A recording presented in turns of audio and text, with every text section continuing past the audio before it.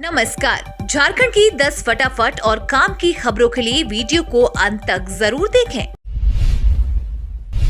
1 अप्रैल से बायोमेट्रिक से हाजिरी बनाना हुआ अनिवार्य, नहीं तो कटेगा वेतन।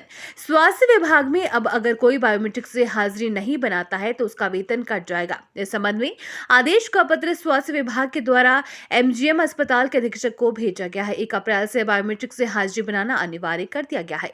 1 अप्रैल से अस्पताल के सभी डॉक्टर, नर्स व अन्य कर्मचारियों को बायोमेट्रिक सिस्टम से हाजिरी बनानी होगी। डॉक्टरों की हाजिरी की निगरानी एनएमसी करेगा। अस्पताल परिसर में लगे खराब बायोमेट्रिक सिस्टम को ठीक कराया जा रहा है। स्वास्थ्य विभाग में 1 अप्रैल से बायोमेट्रिक से हाजिरी बनाना अनिवार्य कर दिया गया है।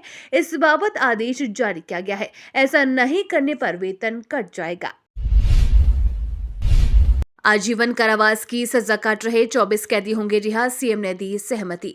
आजीवन कारावास की सजा काट रहे 24 कैदी रिहा होंगे, इसे लेकर सीएम हेमंत सोरेन ने सहमति दे दी है।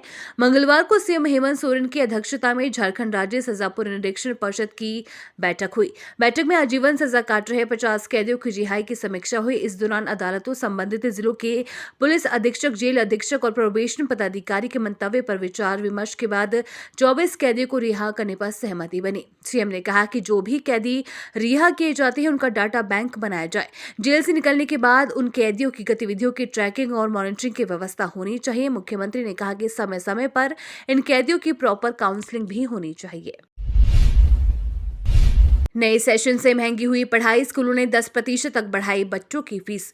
पेट्रोल, डीजल और गैस सिलेंडर के जरिए किचन और घर का बजट बिगाड़ चुकी महंगाई अब स्कूली बच्चों की पढ़ाई तक पहुंच गई है। निजी स्कूलों ने नए सत्र 2023-24 के लिए बच्चों की फीस में 10% तक की वृद्धि कर अभिभावकों की जेब पर डाका डालने का काम किया है। जिले के प्रतिष्ठित निजी स्कूलों में पढ़ने वाले बच्चों को फीस मद में साल भर में 8 से 10 हजार रुपए ज्यादा देने होंगे। छोटे निजी स्कूलों के अभिभावकों को भी अपने प्रति माह के बजट में शिक्षा के लिए 3 से 5 हजार अधिक व्यय करने होंगे। वैसे अभिभावक जिनके 1 से अधिक बच्चे स्कूल में पढ़ते हैं उन्हें महंगाई की ज्यादा मार झेलनी पड़ेगी। बच्चे की पढ़ाई पर होने वाले खर्च का बजट सुन अभिभावकों के पसीने छूटने लगे हैं। आंगनबाड़ी केंद्र के ननिहालों को भी मिलेगी प्री स्कूल जैसी सुविधाएं। झारखंड सरकार राज्य के आंगनबाड़ी केंद्रों को प्री स्कूल की सारी सुविधाओं से लैस करेगी। सरकार आंगनबाड़ी केंद्रों के बच्चों को सशक्त एवं समर्थ बनाने के लिए समेकित रूप से एक नई योजना आंगनबाड़ी चलो अभियान की शुरू करने जा रही है। अप्रैल से ये योजना शुरू कर दी जाएगी। महिला बाल विकास एवं सामाजिक सुरक्षा विभाग ने इसकी तैयारी पूरी कर ली है। 12.44 लाख बच्चे स्कूल जाने के पूर्व इन केंद्रों में पढ़ते हैं। सरकार इन बच्चों को निजी स्कूलों की तरह ही सारी सुविधाएं प्रदान करेगी ताकि इसके बाद वे सरकारी विद्यालय में आसानी से पहुंच सके। इनका सबसे अधिक फायदा ग्रामीण क्षेत्र के ननिहालों को मिलेगा। झारखंड सरकार ने विधानसभा को दिया जवाब, प्रतिपक्ष का नेता दे भाजपा तभी लोकायुक्त सूचना आयोग बनेगा। झारखंड में संवैधानिक संस्थाएं संकट में है। भ्रष्टाचार पर लगाम लगाने वाली संस्थाएं दम तोड़ रही है। वहीं सूचना के अधिकार के माध्यम से न्याय लेने वाले दर दर भटक रही हैं। इधर सरकार कह रही है कि भाजपा प्रतिपक्ष का नेता दे तो इन संस्थाओं का गठन करेंगे। सरकार ने विधानसभा में कहा कि हम लोकायुक्त का चयन और सूचना आयोग का गठन नहीं कर पा रही हैं क्योंकि मुख्य विरोधी दल के नेता ने प्रतिपक्ष के नेता का नाम नहीं बताया है। इस बाबत सरकार ने विधानसभा को पत्र लिखकर पूछा है कि सदन में प्रतिपक्ष का नेता कौन है। सरकार का कहना है कि संवैधानिक पदों पर चयन और आयोग के गठन के लिए तय समिति है। इसमें मुख्यमंत्री अध्यक्ष होते हैं और विधानसभा में प्रतिपक्ष के नेता सदस्य होंगे। रांची जयपुर सीधी हवाई सेवा शुरू करने के निर्णय पर पूरे राज्य के व्यापारी एवं राजस्थानियों में हर्ष। Singhbhum chamber of commerce and industry ने रांची से जयपुर तक सीधी हवाई सेवा का परिचालन शुरू करने के निर्णय लेने पर केंद्र सरकार, राज्य सरकार, केंद्रीय नागरिक उड्डयन मंत्री ज्योतिरादित्य सिंधिया एवं सांसद विद्युत वरण महतो को धन्यवाद दिया है। ये जानकारी अध्यक्ष विजय आनंद मुनका एवं मानद महासचिव मानव केडिया ने संयुक्त रूप से दी। सिंहभूम चैंबर रांची जयपुर विमान सेवा चालू करने के लिए पिछले 1-1.5 वर्षों से लगातार हर स्तर पर प्रयासरत था। ये इसी का परिणाम है। इससे कुछ महीने पहले रांची जयपुर से भाया दिल्ली विमान सेवा भी चैंबर के प्रयास से शुरू हुआ था। हर महीने खाते में आएंगे पैसे। झारखंड के बेरोजगारों के लिए अगले महीने खुशखबरी।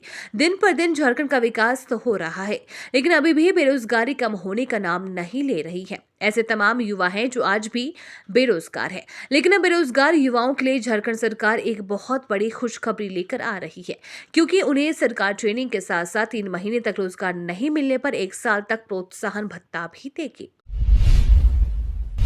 मौसम विभाग ने जारी किया अलर्ट। राज्य के कई इलाकों में बारिश की संभावना, फिर बदलेगा मौसम का मिजाज। झारखंड के कई जिलों में बारिश की संभावना जाहिर की गई है। बदलते मौसम के मिजाज को लेकर मौसम विभाग ने अलर्ट जारी किया है। मौसम विभाग ने 28 मार्च को रांची जिले के दक्षिणी और निकटवर्ती मध्य भागों में गर्जन के साथ साथ बारिश की संभावना जाहिर की है। यह बारिश हल्के से मध्यम दर्जे की होने की संभावना जाहिर की गई है। बदलते मौसम के बावजूद भी मौसम विभाग ने अभी तापमान में किसी तरह के बदलाव की संभावना नहीं है। मौसम विभाग ने लोगों को सतर्क रहने की अपील की है। झारखंड कैबिनेट की बैठक में 44 प्रस्तावों को मिली मंजूरी। दर्जन भर नियुक्ति नियमावली में होगा संशोधन। मुख्यमंत्री हेमंत सोरेन की अध्यक्षता में हुई कैबिनेट की बैठक में 1 दर्जन नियुक्ति नियमावलियों में संशोधन को मंजूरी दी गई। पूर्व में मंत्रिमंडल द्वारा राज्य में नियोजन के लिए झारखंड के शिक्षण संस्थाओं से ही 10वीं व 12वीं पास करने की अनिवार्यता और स्थानीय रीति रिवाज व परंपरा का ज्ञान होने की अनिवार्यता समाप्त करने के निर्णय के अनुरूप नियमावलियों में संशोधन की अनुमति प्रदान की गई। कैबिनेट में कुल 44 प्रस्तावों पर विचार के बाद स्वीकृति प्रदान की गई। कैबिनेट ने राज्य भर में बनने वाली बहुमंजिली इमारतों में कॉमन टेलीकॉम इंफ्रास्ट्रक्चर का निर्माण अनिवार्य करने का फैसला लिया है। इसके लिए झारखंड बिल्डिंग बायलॉज 2016 में आवश्यक संशोधन को मंजूरी दी। झामुमो विधायक लोबिन हेब्रम ने मांगी अतिरिक्त सुरक्षा। सत्तारूढ़ पार्टी झारखंड मुक्ति मोर्चा के वरीय विधायक लोबिन हेब्रम ने अपनी जान का खतरा बताते हुए अतिरिक्त सुरक्षा की मांग की है। इस संबंध में बोरियो विधायक ने एसपी को आवेदन देकर अपनी सुरक्षा में जवानों को बढ़ाने की मांग की है। विधायक लोबिन के अनुसार पूर्व में सुरक्षा के लिए दिए गए 4 जवानों में से 2 जवान को वापस ले लिया गया था।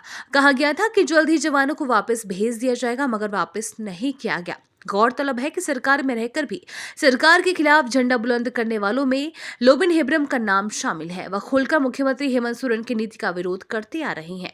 माना जा रहा है कि इसी कारण सबसे वरीय सदस्य होने के बावजूद सरकार में उन्हें भी तवज्जो नहीं दिया जा रहा। ये तो थी आज की बड़ी खबरें। अपने गांव या शहर की न्यूज देखने के लिए हमें कमेंट में जरूर बताएं कि आप न्यूज को कहां से देख रहे हैं।